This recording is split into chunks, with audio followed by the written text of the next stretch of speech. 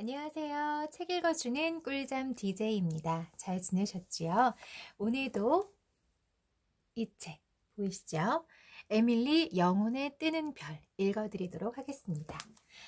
지난 시간에 에밀리가 교회당에 갇혀버리는 그 제이컵 뱅크스 노인이, 그러니까 교회 직위인 노인분이 문을 잠궈버리셔서 에밀리가 그 안에 갇히게 되는 부분까지 읽어드렸습니다.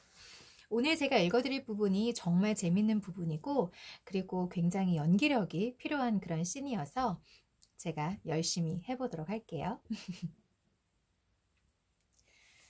로라이모와 지미는 예정대로 에밀리가 일저와 함께 있을 거라고 생각할 것이고, 일저 쪽은 에밀리가 뉴문으로 곧장 돌아가 버린 것으로 생각할 것이 틀림없다.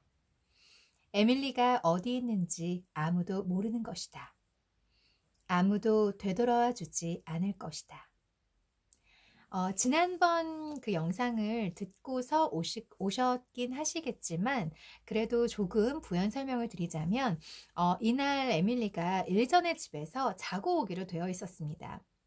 그래서 이 엘리자베스 이모는 교회당에서 같이 에밀리랑 나오지는 않았지만 에밀리가 일저 만나서 일저 집으로 가서 자겠지라고 생각을 하실 거기 때문에 에밀리를 찾으러 오지 않을 것이고, 그리고 일저는 일전의 집에서 자도 된다고 에밀리가 이모에게 허락을 받긴 했지만 그 사실을 아직 알지 못해요. 에밀리가 일저 나 너네 집에서 자도 된대 라는 말을 일저한테 아직 하기 전이기 때문에 일저 또한 에밀리를 찾으러 오지 않을 것인 거죠. 그래서 지금 에밀리가 내가 없어졌다는 사실을, 내가 이 교회당 안에 갇혀있다는 사실을 그 누구도 이상하게 생각하지 않고 찾으러 오지 않을 거다, 이런 생각을 하면서 굉장히 힘들어하는 그런 부분입니다.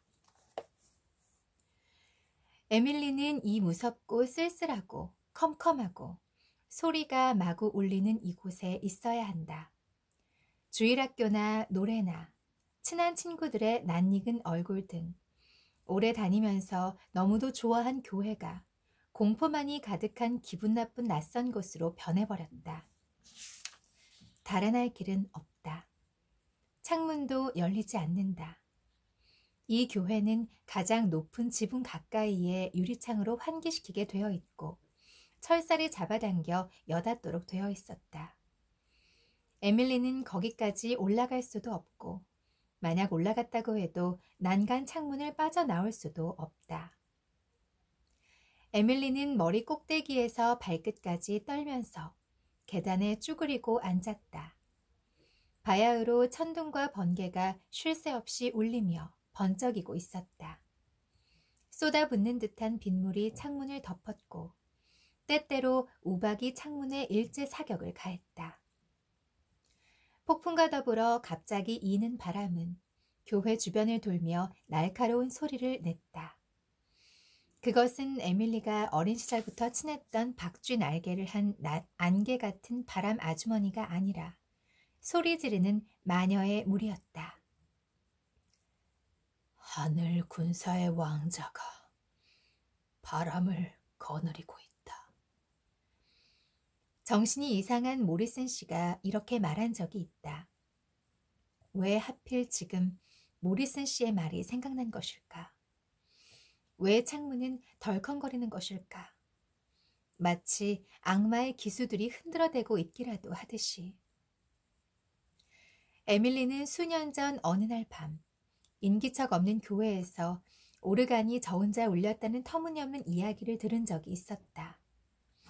만일 지금 그 소리가 들린다면 어떤 기괴하고 무서운 상상도 사실이 될 것 같은 생각이 들었다. 계단이 삐걱거린 것은 아닐까? 번개와 번개 사이에 깔리는 어둠이 너무 짙어 이상한 것이 보일 지경이었다. 그것이 자기를 건드릴까 두려워 에밀리는 무릎 사이에 머리를 묻었다. 그러나 그녀는 곧 기분을 가라앉히고 머리 집안 사람답지 않은 모습이라고 반성했다. 머리 집안 사람들은 이런 식으로 무너지지 않는다. 머리 집안 사람들은 바보처럼 천둥 번개를 무서워하지는 않는다. 연못 저쪽 집안 묘지에 누워있는 머리 집안의 조상들은 지금 에밀리의 모습을 보고 한심한 자손이라고 경멸할 것이다. 엘리자베스 이모라면 스타 집안의 혈통이 잘 드러났다고 비웃을 것이다. 에밀리는 용감해져야 했다. 지금보다 더 무서운 일도 헤쳐나오지 않았던가. 키다리 존의 독이 든 사과를 먹은 밤이나 멜번 만에 그 절벽에서 떨어진 그날 오후 같은 경우도 있었지 않은가. 이번 일은 너무 갑작스런 일이라서 당황한 것뿐이다. 힘을 내야 한다. 무서운 일 같은 것은 일어나지 않는다. 고작해야 교회에서 하룻밤을 새우는 정도의 일이다. 아침이 되면 누군가 지나가는 사람의 주의를 끌 수 있을 것이다. 여기서 이렇게 1시간이나 있었는데도 아무 일도 없이 멀쩡하지 않은가. 머리칼이 백발로 변해 있지만 않다면 말이다. 머리칼이 백발이 되는 일은 종종 생기니까. 에밀리는 때때로 머리칼 뿌리 쪽이 이상하게 오그라드는 것 같은 근질근질한 느낌이 들었다. 그녀는 다음 번개가 번쩍일 때 보려고 길게 따내린 머리칼을 앞으로 내밀고 기다렸다. 마침 번쩍하고 번개가 빛을 뿜을 때 자기 머리칼이 아직 검은 채로 그대로 있는 것을 확인하고 에밀리는 안심했다. 기운이 났다. 폭풍은 점점 멀어져 가고 있었다. 여전히 비는 내리고 날카로운 바람소리가 교회 주위를 휘감으며 열쇠 구멍 사이로 파고들어와 흐느끼는 듯한 소리를 냈지만 천둥 소리는 전보다 약해지고 또 뜸해졌다. 에밀리는 어깨를 똑바로 펴고 한 계단 아래로 조심스럽게 내려섰다. 교회 안으로 들어가는 편이 낫다는 생각이 들어서였다. 또 천둥이 친다면 첨탑에 벼락이 떨어질지도 모른다. 첨탑에는 반드시 벼락이 떨어진다는 일을 에밀리는 생각해냈다. 그러면 첨탑은 와당탕 소리를 내며 현관으로 떨어질 테니 안에 들어가서 머리집안의 자리에 앉아 있어야지. 그녀는 냉정하고 사려 깊고 침착해야 했다. 그렇게 무서워하는 것은 부끄러운 일이다. 하지만 정말 무서웠다. 이제는 부드럽고 묵직한 어둠이 에밀리를 둘러싸고 7월 밤의 무더위 탓인지 기분 나쁜 기운이 주위에 가득 차 있었다. 현관은 몹시 작고 좁았다. 교회 아니라면 이렇게 덥고 숨막히지는 않을 것이다. 에밀리는 다리가 저려서 계단 손잡이를 붙잡고 일어서려고 했다. 그런데 그녀의 손에 닿은 것은 손잡이가 아니었다. 털이 많은 것인데 대체 무엇일까? 무서움에 질린 에밀리의 비명이 입술에 얼어붙었다. 그녀의 옆에서 계단을 내려가는 발자국 소리가 들렸다. 번갯불이 계단 아래에 큰 검정 개를 비추었다. 개는 방향을 틀어 에밀리를 쳐다본 다음 다시 어둠에 묻혀버렸다. 한순간의 일이었다. 그러나 에밀리는 개가 악마와 같이 붉게 타오르는 눈을 그녀 쪽으로 향하고 있는 것을 보았다. 또다시 그녀의 머리칼이 뿌리 쪽에서 꿈틀댔다. 마치 아주 크고 차가운 쐐기벌레가 천천히 등줄기를 기어다니는 것 같았다. 아무리 목숨이 위험하다 한들 손가락 하나 까딱할 수 없고 비명조차 나올 것 같지 않았다. 에밀리의 머리에 처음 떠오른 것은 산정의 피버릴에 나오는 맹크스성의 저 무서운 개에 관한 것이었다. 잠시 동안은 너무 무서워서 가슴이 울렁거렸다. 그리고 얼마 지나지 않아 에밀리는 어린아이답지 않은 결단력으로 자제력을 되찾았다. 이 순간 에밀리는 더 이상 어린아이가 아니었다. 자제력을 되찾았다. 그녀는 공포심에 굴복하지 않을 것이다. 에밀리는 이를 악물고 떨리는 손으로 주먹을 쥐었다. 용감하지 않으면, 침착하지 않으면 안 된다. 저것은 흔히 있는 블레어워터의 개일 뿐이다. 어떤 망나니 같은 주인을 따라 복도로 들어와서 뒤에 남겨진 것이 틀림없다. 전에도 그런 일이 있었다. 순간 번개가 번쩍 사위를 밝혀 그녀는 현관에 아무것도 없다는 것을 알았다. 걔는 교회 안으로 들어간 것이 틀림없다. 에밀리는 가만히 있기로 했다. 공포는 사라졌지만 그래도 어둠 속에서 갑자기 차가운 코나 털복숭이의 옆구리에 닿는 것은 질색이었다. 아까 개에 닿은 순간의 그 무서움은 도저히 잊을 수 없을 것이다.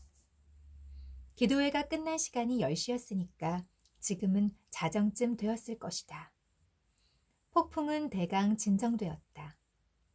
가끔 날카로운 바람소리는 들리지만 그 사이에는 정적이 흘렀고 가끔씩 가늘어진 빗소리가 들릴 뿐이었다.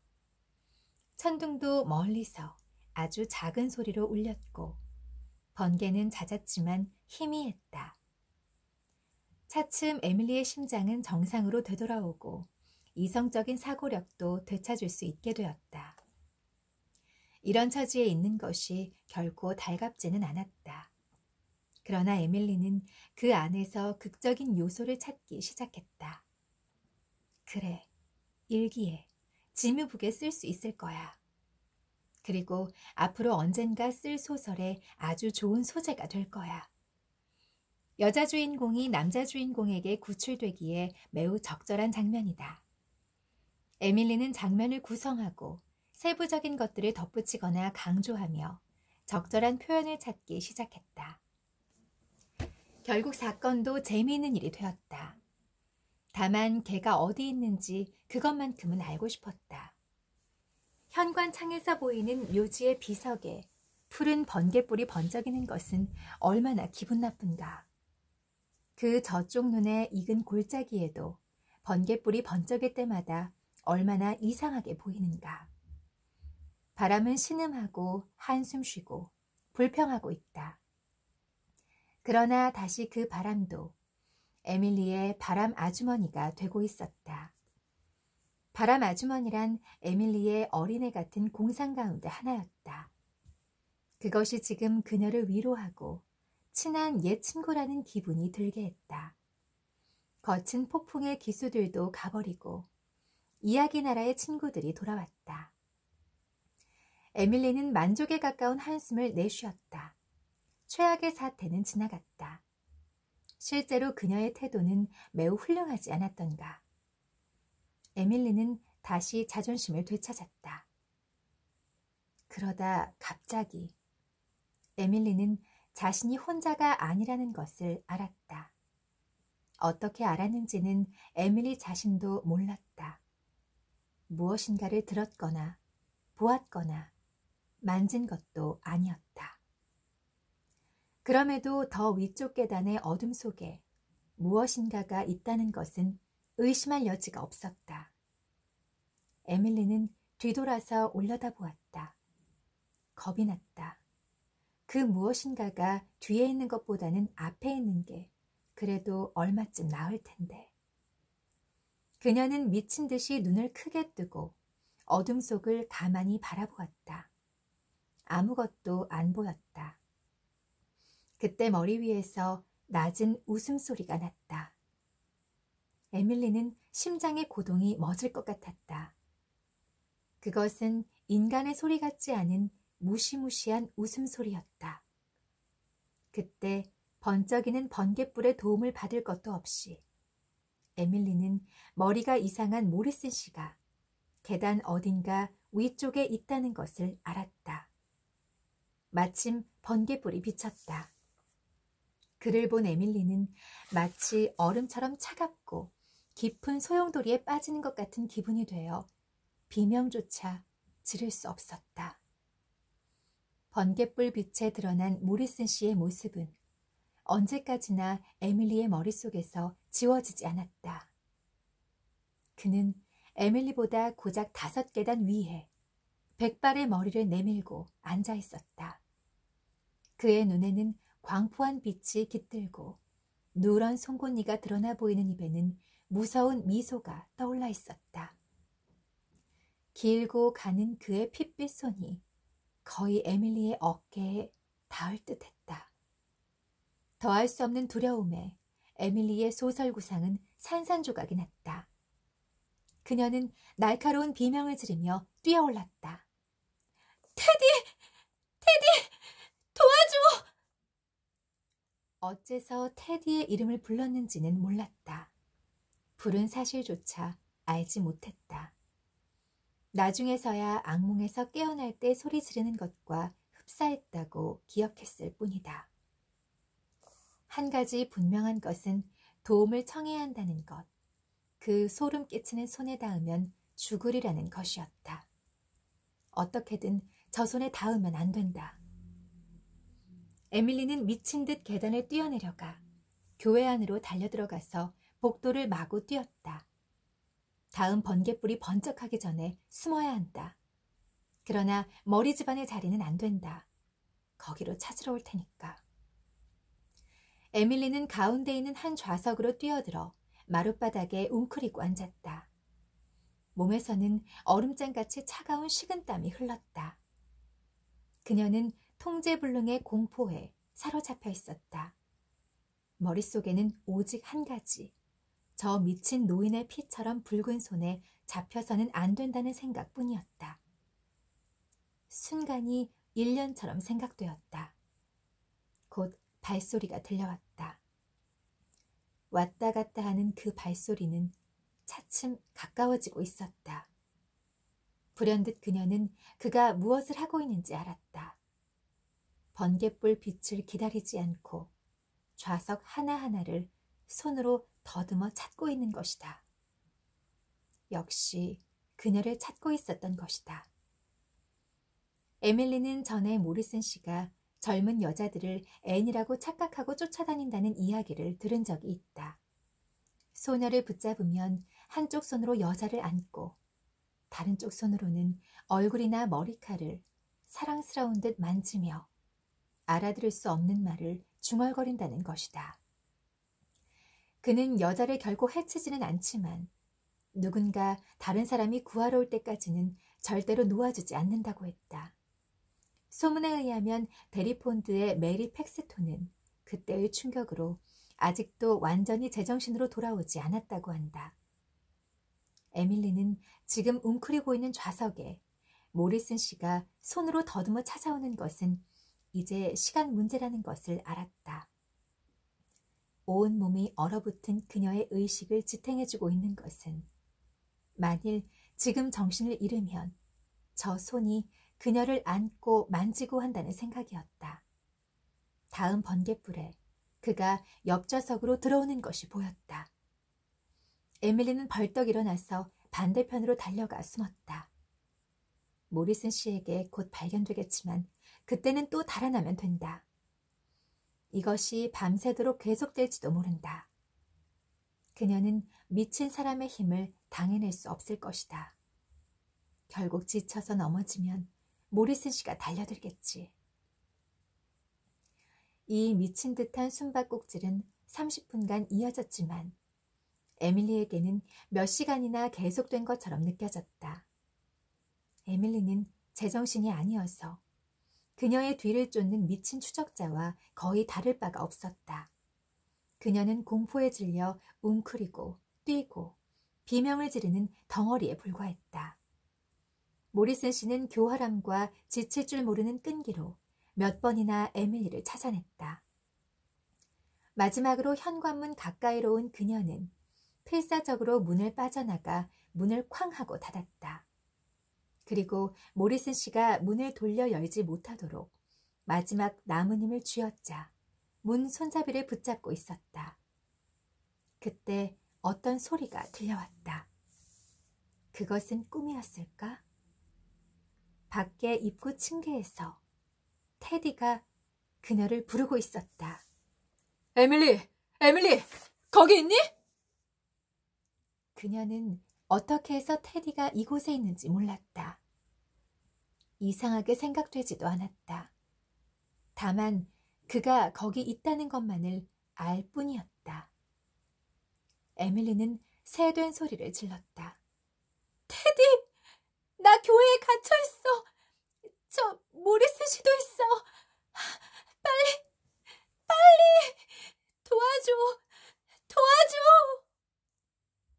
열쇠가 오른쪽 기둥 못에 걸려있어. 테디가 소리쳤다. 그 열쇠를 벗겨서 문을 열 수 있겠니? 그렇게 못하면 내가 현관창을 깨트리고 들어갈게. 그 순간 구름이 흩어져 달빛이 현관 가득 들어왔다. 그 빛 속에 정면 문 기둥에 걸려있는 큰 열쇠가 똑똑히 보였다. 에밀리가 뛰어가 열쇠를 잡았을 때 모리슨 씨는 억지로 문을 열고 검은 개를 거느리고 현관으로 나왔다. 피같이 붉은 손이 그녀 쪽으로 뻗쳐오는 순간 에밀리는 밖으로 통하는 문의 자물쇠를 열고 테디의 두 팔 사이로 피했다. 그녀가 달아나 버린 것을 알게 된 모리슨 씨가 등골이 오싹할 정도로 절망의 소리를 내질렀다. 에밀리는 흐느끼면서 테디에게 매달렸다. 테디, 저쪽으로 데려가줘. 빨리. 저 사람이 가까이 오지 못하게 해. 테디, 저 사람이 나를 만지지 못하게 해. 테디는 재빨리 에밀리를 등 뒤로 돌려막더니 돌층계 위에서 모리슨과 마주보고 성난 목소리로 따졌다. 감히 에밀리를 겁나게 해? 모리슨 씨는 달빛 속에서 원망스러운 듯 미소 지었다. 벼랑간 그에게서 광포한 기운이 사라졌다. 그는 사랑하는 사람을 찾아 헤매는 비탄에 빠진 한 늙은이에 지나지 않았다. 그는 입을 우물거리며 말했다. 나는 애니를 찾고 있어. 애니는 어디 있지? 저기 있는 줄 알았는데 나는 단지 내 예쁜 애니를 찾고 싶을 뿐이야. 애니는 여기 없어. 테디는 에밀리의 작고 찬 손을 꼭 쥐면서 대답했다. 애니 있는 곳을 가르쳐주지 않겠어? 검은 머리의 내 애니가 어디 있는지 가르쳐주지 않겠어? 모리슨 씨가 슬프게 호소했다. 테드는 모리슨이 에밀리를 겁준 데 대해 맹렬히 화를 내고 있었으나 노인의 애잔한 호소에 마음이 풀어졌다. 그리고 달빛에 비치는 흰 교회를 배경으로 서 있는 백발이 성성한 모리슨 씨가 키는 크고 야윈 모습으로 그 푹 패인 눈에 나이를 잊은 소망을 담고 서 있는 모습을 그림으로 그리고 싶다고 생각했다. 아니, 나는 몰라요. 이제 곧 찾게 되겠지요. 테디는 유순하게 말했다. 모리슨 씨는 한숨을 쉬었다. 그렇고 말고 곧 따라잡을 거구만. 이리 와, 검둥아. 우리 둘이서 찾으러 가자.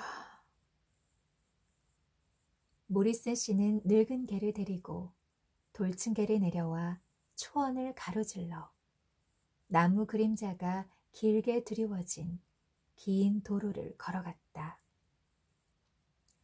이렇게 그는 에밀리의 생애에서 사라져갔다. 그 뒤로 에밀리는 두 번 다시 그를 보지 못했다. 에밀리는 그 뒷모습을 보면서 이해하고 용서했다. 모리슨 씨 자신에게 있어서 그는 에밀리의 눈에 비친 그런 혐오스러운 노인이 아니라 사라져버린 아름다운 아내를 찾고 있는 젊고 씩씩한 연인인 것이다.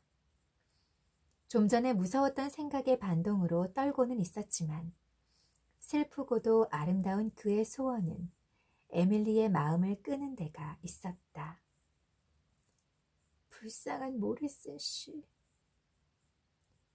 흐느껴 우는 에밀리를 반은 끌고 반은 걸리며 테디는 교회 옆 묘지에 오래된 평평한 묘석이 있는 곳으로 데려갔다. 거기 앉아있는 동안 에밀리는 안정을 되찾아 대강의 사건을 그린 대로 이야기할 만큼 되었다. 고문과도 같은 그 공포에 대해서는 아무래도 정확하게 이야기할 수 없었다. 말로 다 표현할 수 없는 그 일을 지미북에도 잘 쓸 수 없을 것 같은 생각이 든다. 에밀리는 흐느껴 울면서 말했다. 그동안 내내 열쇠가 거기 있었는데 그걸 몰랐으니. 제이컵 뱅크스 할아범은 늘 정문을 큰 열쇠로 잠그고 열쇠를 거기에 걸어둬. 성가대석 입구는 작은 열쇠로 잠그고 그 열쇠는 집으로 가지고 가지. 3년 전에 큰 열쇠를 잃어버려 몇 주 동안 찾지 못하고부터 그렇게 하고 있는 거야. 불현듯 에밀리는 테디가 여기에 나타난 일에 생각이 미쳤다. 어떻게 여기에 왔지, 테디? 네가 부르는 소리를 들었으니까. 네가 큰 소리로 불렀잖아. 그래. 에밀리는 천천히 대답했다. 처음에 모리슨 씨를 봤을 때 불렀어. 그렇지만 내 소리가 들릴 리가 없잖아? 그럴 리가 없어. 여기서 너희 집까지는 1km나 더 떨어져 있는데. 정말 들렸어. 테디는 완강하게 말했다. 나는 자고 있다가 그 소리에 깨었어. 너는 테디 살려줘! 라고 소리 질렀잖아. 확실히 네 목소리였어.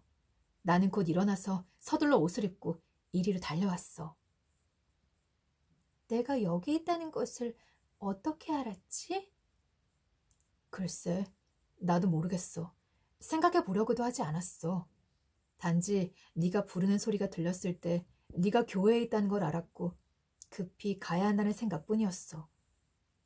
그래, 말해놓고 보니 이상하기도 해. 에밀리는 몸을 떨었다. 어쩐지 무서운 생각이 들어. 엘리자베스 이모는 나에게 투시력이 있다고 말했어. 일저의 어머니 일 기억하지? 카펜터 선생님은 나를 두고 영매라고 말씀하셔. 어떤 것인지는 잘 몰라도 그런 건 싫어. 에밀리는 다시 몸을 떨었다. 에밀리가 추워서 떠는 것이라고 생각한 테드는 걸쳐줄 겉옷이 없어 제 팔로 그녀를 감쌌다. 머리 집안의 긍지와 위험이 상처를 입을지도 모른다는 걱정에 살짝만 둘렀다. 에밀리는 몸이 추웠던 것이 아니라 그녀의 영혼의 한기를 느끼고 있었다. 테디를 불렀을 때 어떤 초자연의 힘이 에밀리에게는 이해되지 않는 신비한 것이 그녀의 곁을 스치고 지나간 것이다. 무의식적으로 에밀리는 테디에게 다가갔다. 소년다운 수줍음에 팔을 어설프게 두른 테디에게서 소년다운 세심한 배려를 알아차렸기 때문이었다. 갑자기 에밀리는 자신이 다른 누구보다도 로라이모나 일저, 딘보다도 테디를 좋아한다는 것을 깨달았다. 테디의 팔에 살짝 힘이 가해졌다. 어쨌든 제때 올 수 있어서 다행이야. 그렇지 않았으면 그 미치광이 늙은이 때문에 너는 두려움으로 죽어버렸을지도 몰라. 둘은 한참 동안 말없이 앉아 있었다. 모든 것이 매우 멋지고 아름다웠다. 조금은 비현실적인 것처럼 보였다. 에밀리는 꿈속이거나 혹은 자신이 지어낸 이야기 속에 있는 것이 틀림없다고 생각했다. 폭풍은 지나가고 다시 달이 밝게 빛나고 있다. 서늘하고 상쾌한 공기에 여러 가지 소리가 전해져 왔다. 뒤에 단풍나무 숲의 나뭇가지에서 떨어지는 빗방울 소리, 흰색 교회 건물 주위에서 들려오는 바람 아주머니의 변덕스러운 소리, 사람을 유인한 것 같은 저 먼 곳의 바닷소리, 더욱 아름답고 가끔밖에는 들리지 않는 아주 가늘고 먼 밤의 속삭임. 이런 소리들을 에밀리는 지금까지와는 달리 귀가 아닌 마음으로 듣고 있었다. 모두가 처음 듣는 소리 같았다. 멀리 보이는 들판과 길, 작은 숲은 달빛 속에 요정의 비밀을 품고 있는 듯 즐겁고 신비롭게 보였다. 사람들 기억에 남아있는 묘석 위에도, 잊혀진 묘석에도 묘지 전체에 은백색 데이지 꽃이 고개를 끄덕이고 있었다. 해묵은 소나무에서는 올빼미가 혼자서 유쾌한 듯 웃고 있었다. 이 마법의 소리와 함께 그 신비한 번뜩임이 에밀리에게 찾아와 세찬 바람처럼 그녀를 흔들었다. 에밀리는 마치 두 사람을 위한 젊음과 신비, 기쁨만으로 만들어진 새로운 세계에 테디와 단둘이 있는 듯 했다. 테디는 푸른 달빛을 받은 에밀리가 매우 아름답다고 생각하고 있었다. 속눈썹이 짙은 신비로운 눈, 상아 같은 목에는 아직 솜털이 나 있다. 그는 팔에 더욱 힘을 주었다. 그래도 머리 집안의 긍지와 위험은 아무 이의도 제기하지 않았다. 그는 속삭였다. 에밀리, 너는 세상에서 가장 아름다운 소녀야. 이 말은 지금까지 몇백만의 젊은이가 몇백만의 소녀에게 말해온 것이다. 그러나 마법의 시간과도 같은 10대 시절에 이 말을 처음 들으면 마치 낙원의 덤불에서 밀려온 것처럼 새롭고 신선하고 멋지게 들리는 것이다. 그대여, 그대가 누구이며 몇 살이든 어느 숫기 없는 연인이 그러한 말을 처음으로 입에 올렸을 때가 그대의 인생에서 가장 멋진 순간이었다고 정직하게 받아들이기 바란다. 에밀리는 지금까지 맛본 적이 없는 무서울 만큼 감미로운 감동으로 머리끝에서 발끝까지 이상한 떨림을 맛보았다. 감각적인 이 감동은 정신적으로는 저 번뜩임에 해당되는 것이었다. 다음은 당연히 키스로 이어질 것이라는 것은 생각할 수 있는 일이며 결코 비난받을 일이 아니다. 에밀리는 테디가 키스할 것이라고 여겼다. 테디도 마침 그럴 참이었다. 그리고 그라면 분명 제프 노스처럼 뺨을 얻어맞지는 않을 것이다. 하지만 그런 일은 일어나지 않았다. 소리 없이 다가온 사람 그림자가 젖은 잔디 위를 건너 두 사람의 곁에 서는 것과 동시에 테디의 어깨를 잡았다. 마침 윤기 나는 검은 머리를 구부린 참이던 테디는 놀라 고개를 들었다. 에밀리도 얼굴을 들었다. 켄트 부인이었다. 모자도 안 쓰고 달빛에 상처난 얼굴을 뚜렷이 드러낸 채 두 사람을 비극적인 표정으로 내려다보고 있었다. 두 사람은 곧 일어났으므로 마치 갑자기 당겨 올려진 것 같이 보였다. 에밀리의 이야기 속 세계는 거품처럼 사그라들었다. 그녀는 지금 전혀 다른 어리석고 우스꽝스러운 세계에 있었다. 그렇다. 우스꽝스러운 세계의 말이다. 무엇보다도 새벽 2시에 이런 곳에서 테디와 단둘이 있는 장면을 테디의 어머니에게 들키는 것 같은 우스꽝스러운 일이 또 있을 수 있을까? 최근에 들은 귀에 거슬리는 그 말은 무엇이었지? 아, 그래, 시시덕거리다. 그렇지.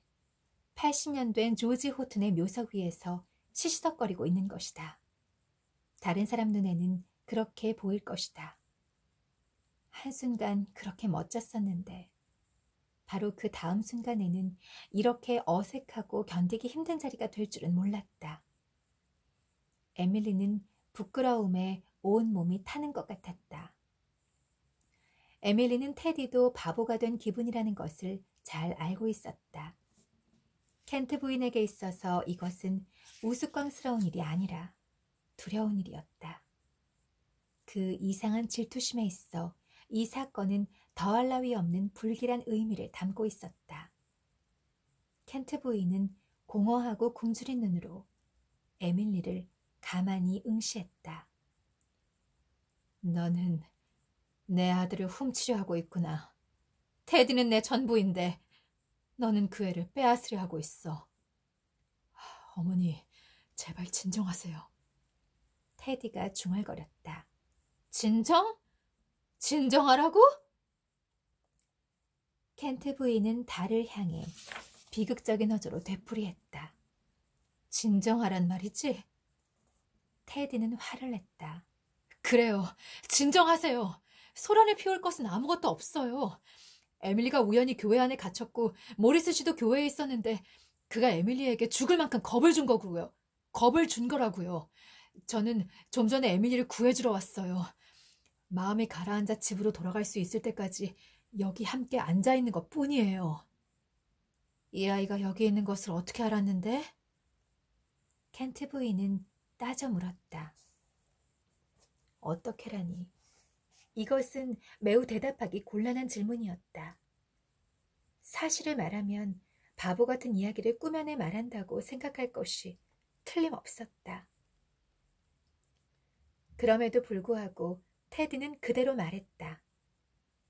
에밀리가 불렀기 때문이에요. 테디의 말은 무뚝뚝했다. 그 소리가 너에게 들렸다는 거냐? 1km도 더 떨어진 곳에서? 그런 말을 나보고 믿으라는 거냐? 켄트 부인은 미친 듯이 웃었다. 이때쯤은 에밀리도 안정을 되찾고 있었다. 어떤 경우에도 에밀리 버드스타는 오랫동안 당황하거나 하지 않는다. 그녀는 몸을 꼿꼿이 세웠다. 희미한 빛 속에 보이는 그녀의 얼굴은 스타 집안의 특징에도 불구하고 30여 년 전에 엘리자베스의 머리를 생각나게 하는 데가 있었다. 켄트 아주머니가 믿건 안 믿건 그것은 사실이에요. 저는 아주머니의 아들을 훔치거나 하지 않아요. 별로 탐나지 않으니까요. 테디, 이제 돌아가도 좋아. 에밀리는 오만하게 말했다. 그 전에 너를 집까지 바래다 줄게, 에밀리. 테디는 팔짱을 끼고 고개를 쳐들고 에밀리에게 지지 않을 만큼 위험 있는 태도를 취하려고 했지만 뜻대로 되지 않았다. 켄트 부인은 울기 시작했다. 가버려. 그 애한테 가거라. 나를 버리고. 이제 에밀리는 머리 끝까지 화가 났다. 이 벽창호 같은 여인이 어떻게든 소란을 피우고 싶다면 그렇게 하도록 내버려두자. 에밀리는 쌀쌀맞게 말했다. 나를 집에까지 바래다주는 것은 그만둬, 테디. 어머니와 함께 돌아가. 아니, 네가 이 아이에게 명령하는 거냐?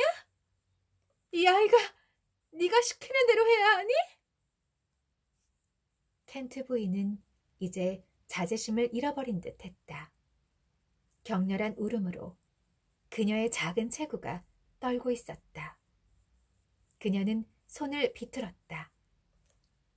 이 아이 스스로 택하게 할 거다. 너와 함께 가든가 아니면 나와 함께 가든가.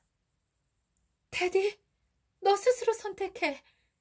이 여자아이가 시키는 대로 하게 두지는 않을 테니까 네 마음대로 선택해.